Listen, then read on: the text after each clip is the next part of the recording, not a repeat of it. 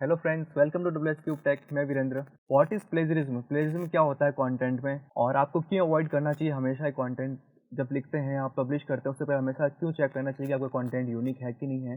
क्या चीज़ें प्लेजरिज्म में काउंट होती है और क्या काउंट नहीं होती है। कौन कौन से टूल्स हैं, फ्री कौन से टूल्स हैं, पेड कौन से टूल्स हैं, और कौन से आपके लिए राइट टूल्स हैं। तो और इन दोनों में डिफरेंसेस क्या है, फ्री और पेड टूल्स में। तो सारी चीज़ें हम इस वीडियो में आज कवर करने वाले हैं। तो हम स्टार्ट करेंगे कि व्हाट इज प्लेजरिज्म, एक्चुअली होता क्या है प्लेजरिज्म। तो मतलब जब आप किसी कंटेंट है, आपने जो लिखा है वो कहीं और वेबसाइट से जो लिखा हुआ कंटेंट उससे मैच कर रहा है। अगर किसी ने कॉपी करके किया है तो भी वो मैच कर रहा है, अगर अनइंटेंशनली किया है तो भी वो मैच कर रहा है। तो चाहे इंटेंशनल हो चाहे अनइंटेंशनल हो, सारा प्लेजरिज्म में काउंट होता है। तो इसमें तीन टाइप्स के होते हैं, जैसे कंटेंट स्क्रैपिंग। कंटेंट स्क्रैपिंग का मतलब कि आपका मोस्ट जो पार्ट है कंटेंट का वो कहीं से मैच कर रहा है। जैसे कि समझ लो 80% प्लेजरिज्म आ रहा है, तो मतलब आपने एज इट इज कॉपी कर लिया कंटेंट को। Then content spinning, spun content जो होता है, आजकल ऐसे टूल्स भी हैं और कुछ मैनुअली भी करते हैं लोग। जैसे कोई आर्टिकल्स पढ़े हैं, उनको एज इट इज कॉपी किया और कुछ टूल्स होते हैं उनमें पेस्ट किया और वो क्या करते हैं, रीराइट कर देते हैं। तो उस रीराइटिंग में प्रोसेस में टूल्स क्या करते हैं कि कुछ वर्ड्स होते हैं उनको रिप्लेस करके उनके सिनोनिम्स यूज कर लेते हैं। तो इस टाइप का जो कंटेंट होता है वो भी प्लेजरिज्म में काउंट होता है। वो क्वालिटी कंटेंट नहीं होता, क्योंकि एक जो ओरिजिनल कंटेंट था उसका डुप्लीकेट कॉपी है। तो वैसा भी आपको अवॉइड करना है, क्योंकि इस कंटेंट की कोई वैल्यू नहीं होती है। जब ओरिजिनल कंटेंट है वो गूगल पे रैंक कर रहा है, तो जो डुप्लीकेट कंटेंट है उसको रैंक करने के चांसेस बहुत कम होते हैं। मिनिमल मतलब बहुत ही मिनिमम चांसेस है कि वो आपका कंटेंट रैंक करेगा। और रैंक कर भी गया, बहुत सारी वेबसाइट हो जैसे कि लोग कंपटीशन कीवर्ड्स हैं उन पर बहुत बार ऐसा कंटेंट भी रैंक कर देते हैं एसईओ वाले लोग। तो जो ऑडियंस आ रही है उनको वैल्यू प्रोवाइड नहीं कर पाएगी। जैसे कुछ वर्ड्स हैं उनका उल्टा सीधा सिनोनिम्स यूज हो रखा है, तो जो ऑडियंस पढ़ने आ रही है उनको वैल्यू प्रोवाइड नहीं होगी। उनको जो ढूंढ रहे थे आंसर अपने क्वेश्चन वगैरह का, या फिर जो भी इन्फॉर्मेशन सीख कर रहे थे, उनको वो इन्फॉर्मेशन प्रॉपर मिल नहीं पाएगी। Then third, unintentional placement. बहुत बार जैसे आपने एक आर्टिकल लिखना है 1000 वर्ड का, आपने लिखा और अपने हिसाब से लिखा, आपने जो रिसर्च की और आपने जो आपके पास थॉट्स ओपिनियंस थे सारा कुछ कवर कर लिया, आपने अच्छे पॉइंट्स कवर किए, अच्छा कंटेंट क्रिएट किया। बट बहुत बार ऐसा होता है कि आज इतना सारा कंटेंट जा रहा है ऑनलाइन गूगल पे और वेबसाइट्स के थ्रू, तो कहीं ना कहीं आपके कुछ वर्ड सेंटेंसेज जो होते हैं दूसरी वेबसाइट से मैच कर जाते हैं। तो वो चीज़ भी आपको अवॉइड करनी है। तो उसको अवॉइड करने के लिए आप पहले क्या करेंगे, कंटेंट रेडी हो गया आपका फाइनल ड्राफ्ट, उसका जो टूल्स है वो ओपन करेंगे और वहाँ पे चेक करेंगे कि आपका कंटेंट पूरा यूनिक है कि नहीं है। अगर यूनिक कुछ कुछ जैसे कि 3% प्लेजरिज्म आ गया, तो उसको आपको जो जहाँ पे सेंटेंसेस जो दिखा देते हैं टूल्स कि कहाँ पे आपका कॉपीड कंटेंट है, वो भी आपको अवॉइड करना है। देन प्लेजरिज्म के बारे में कुछ इंपॉर्टेंट थिंग्स है कि कब प्लेजरिज्म बन जाता है आपका कंटेंट, वो हम देख लेते हैं। जैसे कि फर्स्ट है वर्ड्स प्लेजरिज्म। मतलब आपके 3 वर्ड्स होते हैं जो फंक्शनल वर्ड्स, मतलब मेन कंटेंट का जो वर्ड्स हैं, इज आर एम वर्ब्स, छोटी छोटी वर्ब्स वगैरह, हेल्पिंग वर्ब्स वगैरह, वो काउंट नहीं होती है प्लेजरिज्म में।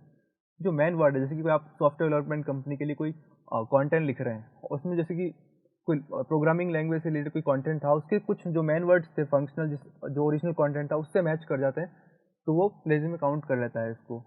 सेंटेंस प्लेजरिज्म में क्या होता है कि एज इट इज आपका जो सेंटेंस वगैरह है कहीं ना कहीं 2-3 वो आपके दूसरे वेबसाइट से मैच कर रहे हैं। या फिर आप क्या करते हैं, कुछ लोग क्या करते हैं, रिफ्रेश कर देते हैं, कहीं से सेंटेंस पैराग्राफ कॉपी किया और उसको रीराइट करने के लिए 2-3 वर्ड चेंज कर देते हैं और इधर उधर कर देते हैं। तो ओरिजिनल जो स्ट्रक्चर रह जाता है वही रह जाता है, और गूगल की जो एल्गोरिथम वगैरह है वो अच्छे से ट्रैक कर लेती है इन चीज़ों को कि ये ओरिजिनल कंटेंट का कॉपी है, क्योंकि टॉपिक जो ओवरऑल है आपका वही है और कंपैरिजन हो जाता है। और जो टूल्स होते हैं अच्छे टूल्स, उस चीज़ को भी प्लेजर में काउंट करते हैं। तो ये चीज़ भी आपको अवॉइड करनी है। अब ये देखते हैं कि कौन सी चीज़ें प्लेज में काउंट नहीं होती है। मतलब कॉपी कंटेंट करेंगे वहाँ से आप, लेकिन वो चीज़ें फिर भी प्लेज में काउंट नहीं होगी। तो ऐसे 3 चीज़ें हम देखते हैं। फर्स्ट, प्रोवर्ब्स, जैसे हम हिंदी में जैसे कहते हैं कहावतें, मुहावरे वगैरह। जैसे एग्जांपल देखते हैं, a bad worker always blames his tools. तो ये एक प्रोवर्ब है, ये किसी ने प्रॉपर लिखा नहीं है, हमेशा से चलती आ रही है। अगर ये आप अपने कंटेंट में एज इट इज पूरा सेंटेंस है 7-8 वर्ड का, या फिर कोई 20 वर्ड का सेंटेंस भी ऐसा कुछ है प्रोवर्ब है, वो एज इट इज अगर आप कॉपी करके पेस्ट कर देते हैं अपने कंटेंट में, तो वो कहीं भी प्लेस में काउंट नहीं होता है। Then second, common knowledge. जो चीज़ें कॉमन नॉलेज में है, जैसे कि on 15 August 1947 India became independent from British. तो ये कॉमन नॉलेज है, ये किसी ने अलग से कुछ नहीं लिखा है। तो ऐसा कॉमन नॉलेज वाली चीज़ें हैं, वो अगर आप अपने कंटेंट में इंक्लूड करते हैं तो ये भी प्लेजर में काउंट नहीं होता है। Then third, quotes with citation. Quotations होते हैं, जैसे कि समझ लीजिए कि आज ये है, opportunities don't happen, you create them. तो क्रिस क्रॉसर का कोटेशन है किसी बुक का, या फिर कभी उन्होंने स्पीच में बोला होगा।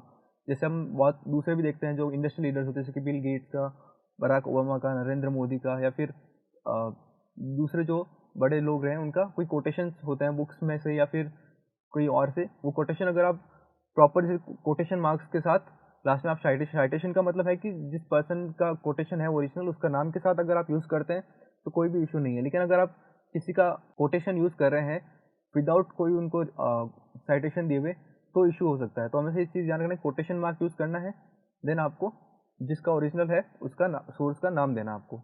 ये चीज़ तब भी काउंट होती है समझ लीजिए कोई रिसर्च रिपोर्ट या कोई आप डेटा इंक्लूड कर रहे हैं तो उस टाइम भी आपको साइटेशन अगर यूज़ करके सोर्स का देते हैं कि समझ लीजिए कि ये माइक्रोसॉफ्ट की रिपोर्ट है, माइक्रोसॉफ्ट को आपने क्रेडिट दे दिया प्रॉपर वो एक लाइन कोटेशन मार्क में डालकर, तो भी ये प्लेजर में काउंट नहीं होता है। नेक्स्ट देखते हैं कि टूल्स कौन कौन से हैं। तो पहले हम स्टार्ट करेंगे फ्री टूल से। तो टॉप जो मुझे अभी तक एक्सपीरियंस में लगता है कि टॉप 3 टूल्स जो फ्री वाले हैं वो ये हैं। फर्स्ट डुप्ली चेकर, दूसरा small SEO tools and third Q text.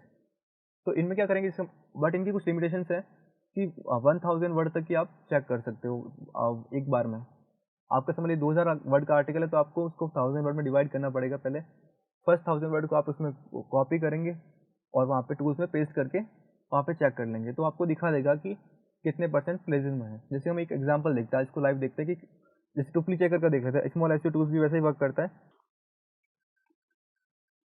तो एक डुप्ली चेकर का टूल है, यहाँ पे आप अपना कंटेंट पेस्ट कर सकते हैं। जैसे कि मैं अपना कोई भी वेबसाइट से निकाल सकती हूँ, माइक्रोसॉफ्ट की वेबसाइट से मैं। तो फर्स्ट हम देख लेते हैं डुप्ली चेकर कैसे वर्क करता है। डुप्ली चेकर जैसे टूल है, यहाँ पे आप देख सकते हैं कि 1000 वर्ड्स लिमिट पर सर्च एंड टोटल वर्ड्स अभी इसमें मैंने 0 पेस्ट किए हुए हैं।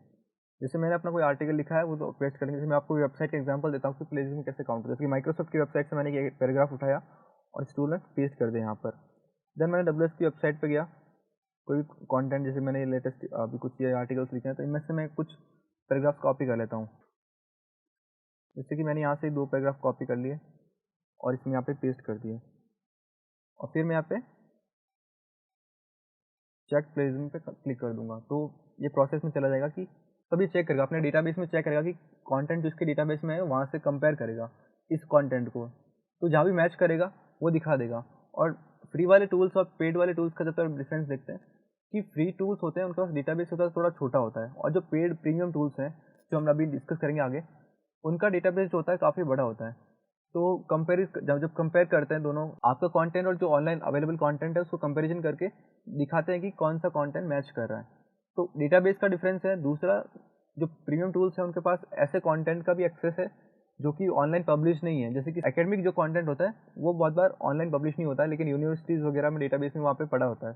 तो उन टूल्स के बाद उनका भी एक्सेस है तो वहाँ से भी कुछ कॉपी आपका कंटेंट है वो भी दिखा देता है। तो अब जैसे क्यू टेक्स्ट जैसे कि डुप्ली चेकर में हमने देख लिया, इन्होंने बता दिया कि 75% कॉपी है, 25% यूनिक है। अब जैसे कि कॉपीड था, 100% कॉपीड था, लेकिन इसमें कुछ लिमिटेशंस थी। बट ये टूल्स आप फ्री वाले आपके जैसे अब ये सोर्स भी दिखा देगा कि कहाँ से मैच कर रहा है। इन्होंने दिखा दिया माइक्रोसॉफ्ट वाला मैच कर रहा है, दूसरा आपका न्यूयॉर्क टाइम्स से मैच कर रहा है, अनलिश ग्रुप से मैच कर रहा है, डब्ल्यू एस क्यूब टेक से, रिवोट। तो काफ़ी चीज़ें इन्होंने अभी जैसे डब्ल्यू एस क्यूब टेक अपना जैसे ब्लॉग था टॉप 11 लिंक बिल्डिंग मिस्टेक्स वाला, तो ये पैराग्राफ इन्होंने यूनिक दिखा दिया। तो ये आपको चेक करना हमेशा आपके कंटेंट के लिए। द नेक्स्ट टूल ये है small SEO tools. Small SEO tools भी ऐसे ही वर्क करता है डुप्ली चेकर की तरह, एंड क्यू टेक्स्ट भी सिमिलर है। तो हम अब देखते हैं प्रीमियम टूल्स कौन कौन से हैं जो कि अच्छे बिजनेसेस होते हैं, जो ब्रांड्स वगैरह होती है वो इन टूल्स का यूज़ करती है। तो फर्स्ट है कॉपीस्केप, जो वर्ल्ड का मोस्ट फेमस टूल है कॉपीस्केप है। ये प्रीमियम टूल, इसका मतलब कॉस्ट भी हाई है, लेकिन इसका जो डेटाबेस है और इसकी जो क्वालिटी है उसके दूसरे फीचर्स भी बहुत सारे हैं। जैसे कि आपकी वेबसाइट पे कोई कंटेंट पब्लिश हो रखा है और वो देखना है आपको कि किसी और वेबसाइट में कॉपी किया कि नहीं किया है। तो समझ लीजिए बहुत बार होता है ना, आपकी वेबसाइट से कॉपी करके दूसरी वेबसाइट पब्लिश कर लेती है, वो भी चेक करना है तो आप इस टूल से चेक कर सकते हैं। फिर है ग्रामरली। ग्रामरली का बेनिफिट ये है कि आप अपना कंटेंट एडिटिंग, प्रूफ रीडिंग और कंटेंट का जो ओवरऑल क्वालिटी है वो भी इंप्रूव कर सकते हैं। एंड दूसरा प्लेजर में भी चेक कर सकते हैं। देन थर्ड है यूनिचेक। यूनिचेक एकेडमिक प्रोजेक्ट्स के लिए ज़्यादा यूज़ होता है, जो एकेडमिक राइटिंग करते हैं उनके लिए ज़्यादा प्रेफरेबल है। तो कॉपीस्केप का अगर हम एक बार देखते हैं वेबसाइट पे, तो जैसे फर्स्ट फीचर कॉपीस्केप का ये है कि आप अपनी वेबसाइट का कोई भी यूआरएल कॉपी करके करके चेक करेंगे कि और किसी ने यूज़ तो नहीं किया हमारा कंटेंट, तो साइड में दिखा देगा हमको कि कौन सी वेबसाइट्स पे आपका कंटेंट ऑलरेडी जो पब्लिश आपने किया है वो और कहीं से मैच हो रहा है ऑलरेडी। तो तो ये टूल तब वो बिजनेस भी यूज़ करते हैं कि जैसे समझ लिया आपने फ्रीलांस राइटिंग कर लिखवा लिया किसी से कंटेंट, तो उस कंटेंट को पहले चेक कर लेते हैं कि कहीं पहले से मैच तो नहीं कर रहा। दूसरा, अपना कंटेंट किसी ने और कॉपी नहीं किया वो भी चेक सकते हो। तो ये डबल फीचर्स है कॉपी स्क्रिप्ट के, प्लस डेटाबेस इनका काफ़ी स्ट्रॉन्ग है। इसलिए काफ़ी जो बड़े बिजनेसेस होते हैं वो अपनी अथॉरिटी को कभी हैम्पर नहीं करना चाहते। जैसे कि समझ लीजिए डुप्ली चेकर में इसकी 25% यूनिक दिखा दिया था, लेकिन वो 25% भी यूनिक नहीं था, तो डेटाबेस उनका थोड़ा सा कहीं ना कहीं लिमिटेड है। और डुप्ली चेकर या आप कॉपी स्क्रिप्ट से चेक करेंगे तो सारा कुछ दिखा देगा, वो 100% दिखा देगा। तो ये थोड़ा प्रीमियम टूल है, तो इसकी एक्सेस आपको जो बड़े बिजनेसेस होते हैं वो इसको ज़्यादा यूज़ करते हैं। देन ग्रामरली का देखते हैं। जैसे ग्रामरली का मेरे पास प्रीमियम वाला एक्सेस है, तो मैं आपको एक बार दिखाता हूँ कि किस तरह से ये वर्क करता है और कैसे प्लेस में काउंट कर लेगा। जैसे कि मैं यहाँ से कंटेंट कॉपी किया मैंने, अब कोई दूसरा आपको मैं जैसे कि AWS का कोई कंटेंट दिखाते हैं, तो मैंने यहाँ कंटेंट चेक कर लिया। तो यहाँ पे मैं जब प्लेसमेंट पे क्लिक करूँगा तो ये काउंट कर लेगा कि कहाँ कहाँ से मैच कर रहा है और आपको दिखा देगा। तो इसने दिखा दिया, यहाँ पे आप चेक करेंगे कि 100% प्लेजिज्म है, पूरा कंटेंट कॉपी किया हुआ है। और कहाँ से कॉपी किया वो भी दिखाएगा। फर्स्ट सोर्स 33% है जो आपकी अमेजोन EKS वाले से कर रहा है। सेकेंड जो है माइक्रोसॉफ्ट की आपकी ब्लॉग है, वहाँ से कंटेंट मैच कर रहा है। तो ग्रामरली है वो और अच्छा टूल है प्रीमियम में, और इसकी कॉस्ट भी कम है। बाकी जो दूसरे प्रीमियम जैसे कॉपी स्केप की कॉस्ट है कि $5 पर month for up to 10 pages on site.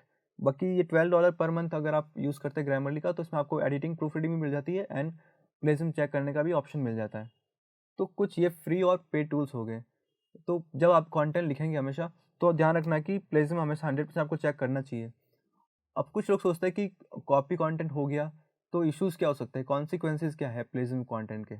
तो फर्स्ट ये है कि आपकी वेबसाइट जो होस्टिंग प्रोवाइडर है वो आपकी बैन कर सकता है। जैसे कि मेरी वेबसाइट पे कंटेंट जो था वो किसी थर्ड पार्टी ने यूज़ कर लिया और मुझे पता चल गया, तो मैं उनके होस्टिंग प्रोवाइडर से कंप्लेन कर सकता हूँ, या फिर जिसको भी मैं उस कंटेंट को अगर रिपोर्ट करता हूँ तो जो होस्टिंग प्रोवाइडर है उसके पास वो जाएगा request and then they can close the website. दूसरा कॉन्सिक्वेंस ये हो सकता है कि लीगल एक्शंस भी ले सकते हैं कुछ कंपनीज जो बड़ी बड़ी ब्रांड्स वगैरह होती है। जैसे माइक्रोसॉफ्ट का कंटेंट कहीं कॉपी हो गया तो वो अगर लीगल एक्शंस ले तो जो जिस कंपनी ने कॉपी किया है, जिस वेबसाइट ने कॉपी किया है, उनकी ब्रांड वैल्यू पे इम्पैक्ट आएगा एक तो। दूसरा, वो बिजनेस बंद कर सकता है, लीगल इश्यूज हो सकते हैं, तो बहुत बड़े बड़े कॉन्सिक्वेंसेज हो सकते हैं। तो हमेशा कंटेंट में हमेशा चेक करना है कि प्लेस में 100% यूनिक हो वो कंटेंट, उसके बाद ही उसको ऑनलाइन पब्लिश करना है।